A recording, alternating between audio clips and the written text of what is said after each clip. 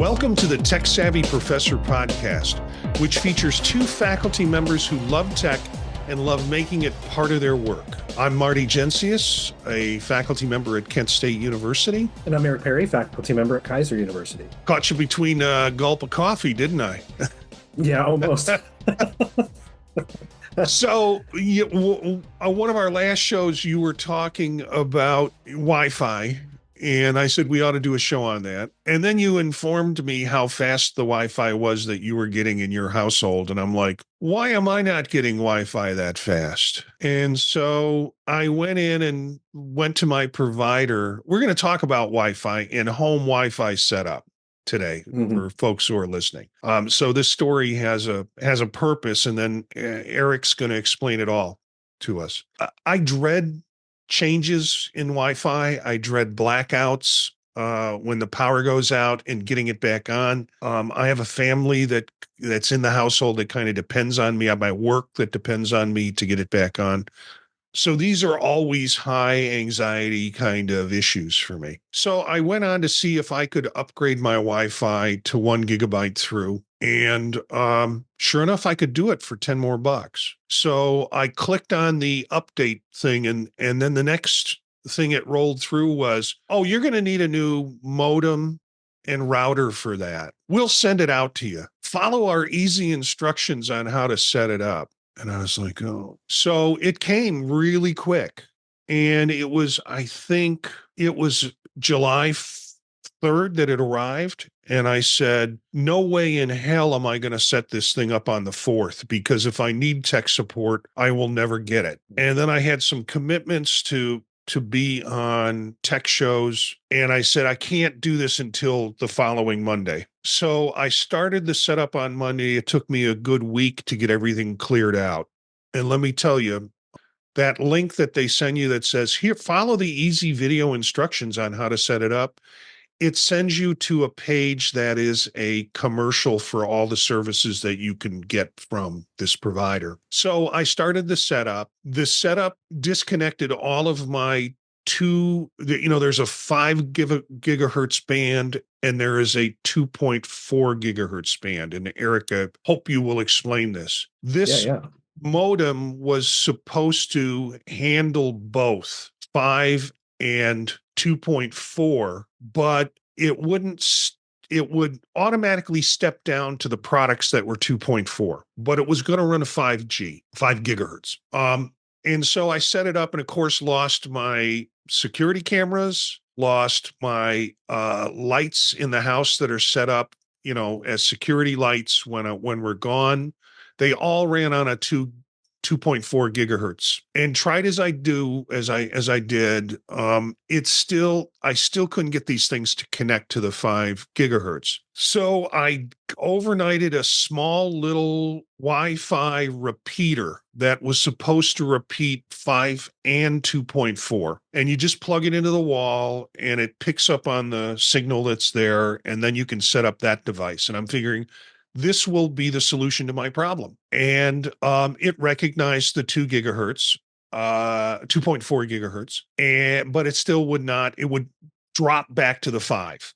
And I couldn't get the thing to be a 2.4 gigahertz. So that issue being gone, and plans for us to travel for a bit, I said, I don't want to mess with 2.4 anymore for the rest of my life. Why don't I just went out and I went and found 5 gigahertz cameras, which you can find, security cameras. And it is AOSU, AOSU, and got 2 of them to start to make sure that this would work. And it worked, and then bought 2 more for the backyard and set those up over these days of setting them up. So security cameras taken care of, no problem. Still dealing with lights, and I still haven't successfully been able to deal with the light system here. I went and purchased some Miros 5 gigahertz lights, but in one case it set it up on home, and in another case it wouldn't set it up on home. So I'm trying to get this integrated network.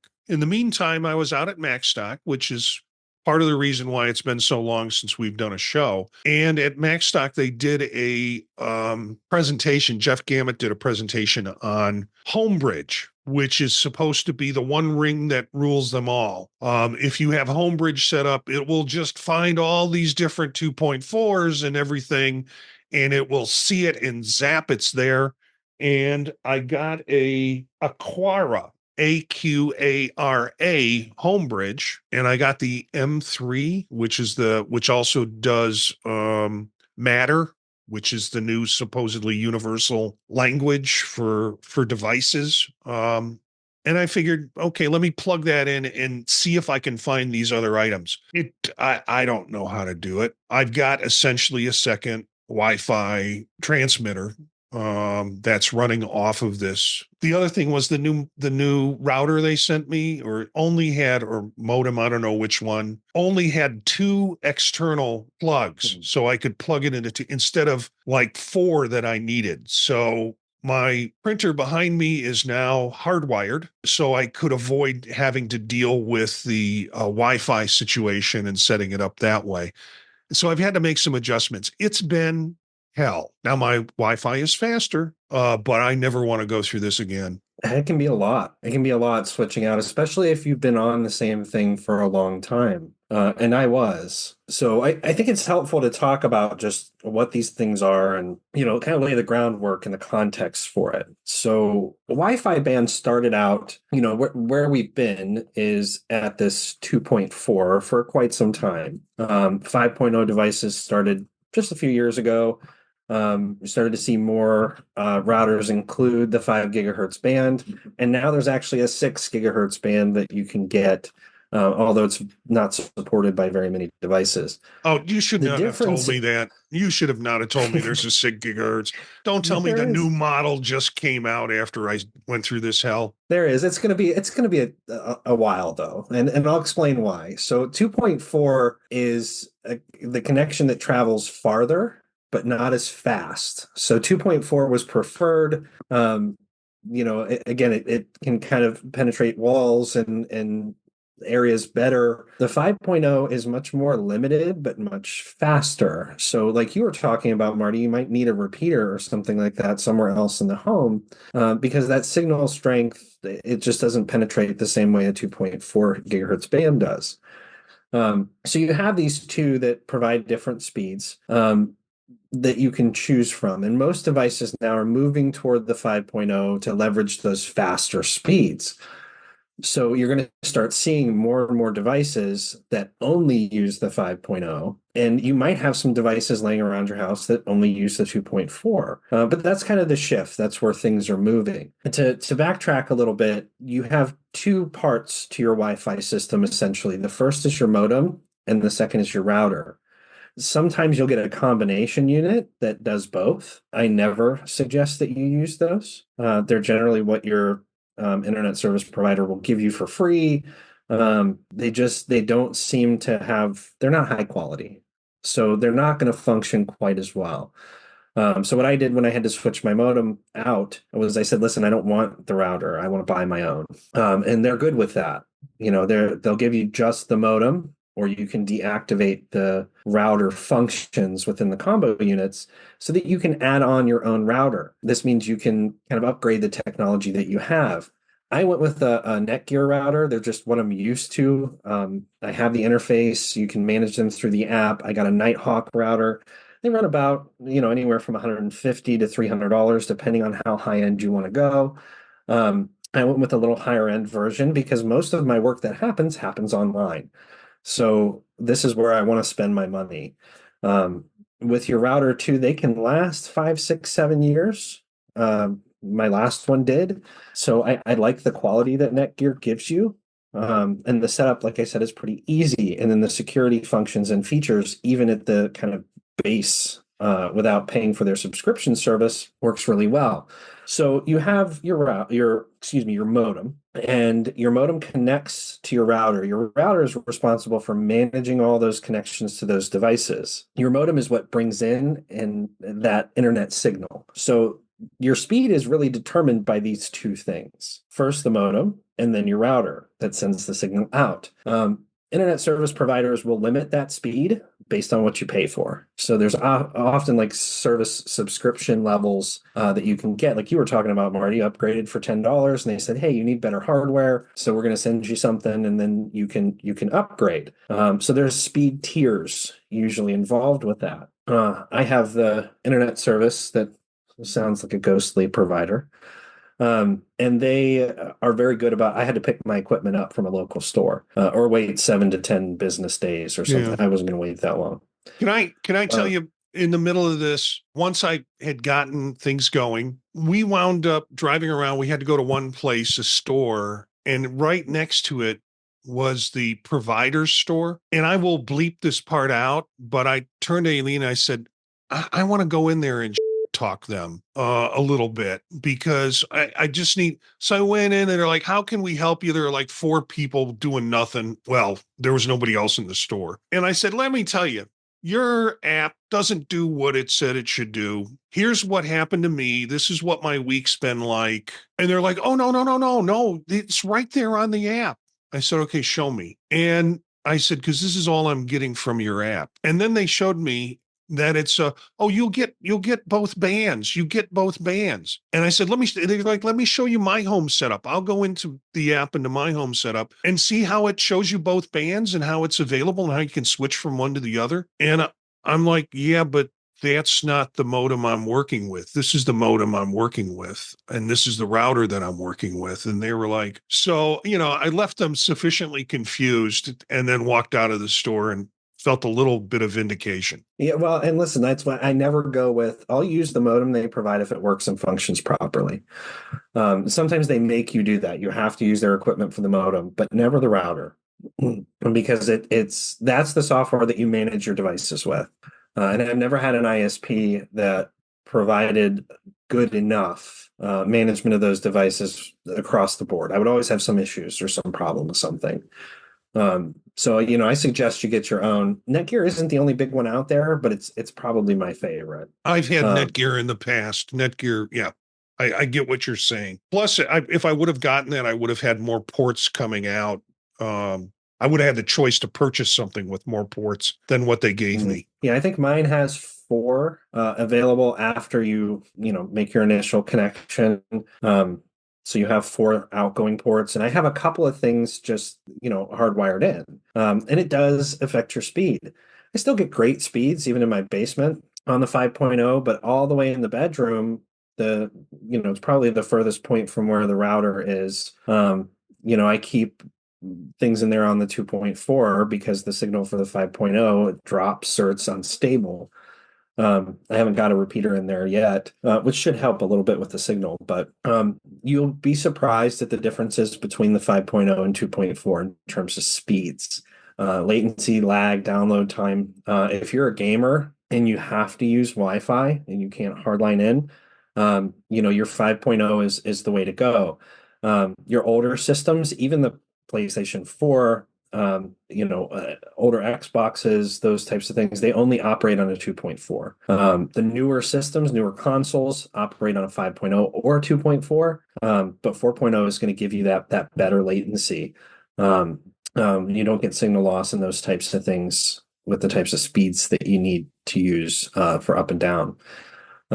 So, buy your router based on what you're going to use it for. If you have a lot of devices, you need a router that can handle that kind of traffic. So make sure you pay attention to, the router specifications. They'll let you connect more devices than it recommends sometimes, but it really helps to know what your setup is planned to be. Yeah, I tried a splitter and that didn't seem to cut it coming off the router. Again, Amazon and I have had a very intimate relationship for the last 6 weeks.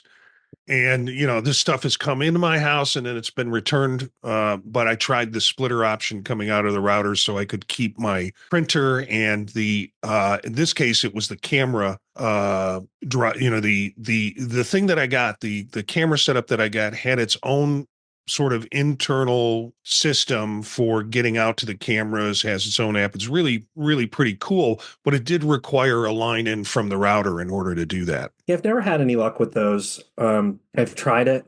a couple of tims. The people at Kohl's know me now, so if you're not aware, that's where you can That's drop where you off your drop stuff Amazon off. stuff. Yeah, they're like, what do you got today? And I have Yeah. like a little stack of those printed Kohl's receipts and Kohl's coupons Yeah. So from the dropping my stuff. splitters have never worked for you. No, I've never had any Yeah. luck. They've caused more issues than they've Yeah. fixed, so I haven't messed with them. My advice is always just to invest more in that router. Again, it's going to sit there for 5, 6 years potentially. $300-400 spend seems like a lot, but the stability that you get out of it and the ability to make sure that it has the space for all the stuff on your network to manage all that bandwidth is really important. The other thing I wanted to mention really quickly about modems is that again, you have to check with your ISP and see, do I have to use yours or can I add on? Because you can sometimes use your own modem, but the setup can be a little bit tedious and sometimes the payoff isn't great. So if that modem is giving you good speeds, invest your money in the router. Yeah, my fear right now is like internet Jenga. That the tower is can handle might not be able to handle one more block being pulled out of it without tumbling. So it's running. I'm not going to breathe heavy in the direction of the that thing has got to stay as stable as I can make it happen. And that means don't touch it now. I'm still trying to figure out what to do with this home bridge and whether or not it looks like my options are possibly to connect to other items outside of this product line. But really, when I go to add devices to it, it just gives me a bunch of their products that I can purchase. And, I don't need to set up a parallel system from what I've already got. So, Yeah, and listen, you can get really into the weeds with all this. If you're doing smart home stuff, if you're doing, you have multiple devices. We have Apple, Android products, all the TVs now. We don't have cable, so everything runs Netflix, Hulu. There's so much kind of entangled in this at one time that switch it can be a pain. Something kind of a trick for those of you who may not have more complex stuff. Maybe you just have, your standard TVs, computer setups, or whatever. You can replace your internet network name and password on your new router so that everything connects automatically. You don't have to go back and reconnect all your devices. So when you switch that out, make sure you know your network name, your network password, and many of your devices will pick up on it and be able to reconnect without you having to change it out. Now, you'll have to have at least one device to set up the network. But aside from that, everything else should reconnect. any other pieces of advice that you have for in terms of work at home and internet and setting up your Wi-Fi and routers? Yeah, speedtest.net, right? Make sure, check your speeds and see whether or not that's the issue. If you're running into slowness with your devices, but you haven't had problems in the past, it could be that it's the device and not the network. So make sure that that's the actual issue before you invest money and time and effort into making the switch. Check your device first. And then, if you're going to make the switch, particularly working from home, and you want things to be more stable, again, my suggestion is always a third-party router and not using any type of combo unit that the ISP provides for you. I purchased one of these little things with the home bridge. I don't know what to hook it up to yet, but it's a press once, it turns it on, press twice, it turns it off. And so I'm trying to think of some funky thing to do with it, but I figured out of all the different things they had, I didn't need new cameras. And I didn't need, lights necessarily. So I went ahead and purchased this little press button and I'll stick it somewhere and mess with the people in my family by turning things on and off. Should be fun at least, right? Yeah. Yeah. So, I'm still one of those folks who are anxious about Wi-Fi and networks and heavy thunderstorms and things that make me wonder, I want to avoid in any possibility having to get on the phone and call customer service without creating more damage. So this is probably a very soft spot in my technology area and understanding. And when I hear people talk about it, I get often completely lost. Now, modem, router, what do they do? And so getting the basics down is enough to convince me that somebody else probably needs to set this thing up for me. And listen, if you don't feel comfortable, this is an area where you want somebody, particularly if you're working with sensitive information, you want security to be kind of top priority. Have somebody come in, take a look at it, make sure you're set up properly. Not just getting your devices connected, but that your security is appropriate too. Your passwords are good. A lot of these new routers, like I have a guest Wi-Fi network for when people come over. The kids have friends over. They don't connect to my stuff. They connect to their own guest network that I can monitor. So, there's ways to really use those features to help you out, and having somebody come in and take a look, it's probably worth the money. Yeah, I previously I used to have my Wi-Fi system used to be called Mothership, which I thought was great because all the neighbors can, you can often see other neighbors' Wi-Fi networks where we live. It comes over, and there's Pussycat Rocks. I don't know.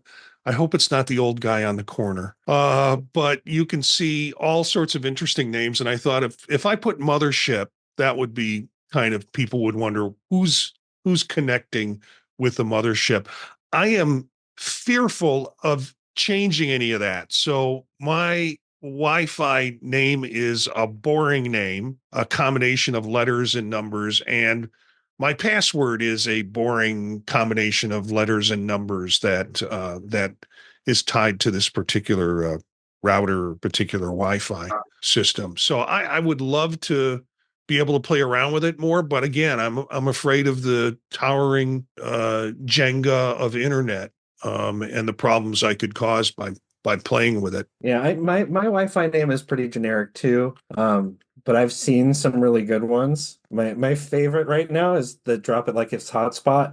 That's probably my favorite. There was another one, and I was just trying to hook it up to see if it was among the favorites, because you can look these up, right? But drop it like it's hotspot is probably my favorite. And I believe I can Wi-Fi. I will call you if something goes drastically wrong.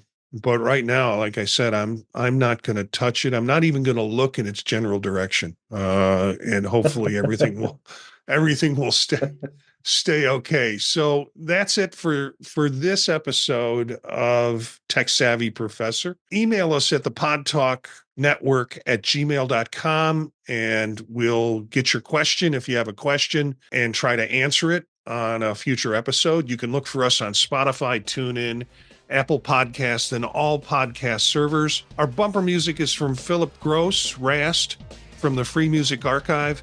Everything you need to know is at thepodtalk.net. Look for our other shows like Circular Firing Squad and our new show on spatial computing called Vision Profiles. That's it for this episode. Thanks for subscribing to the Tech Savvy Professor.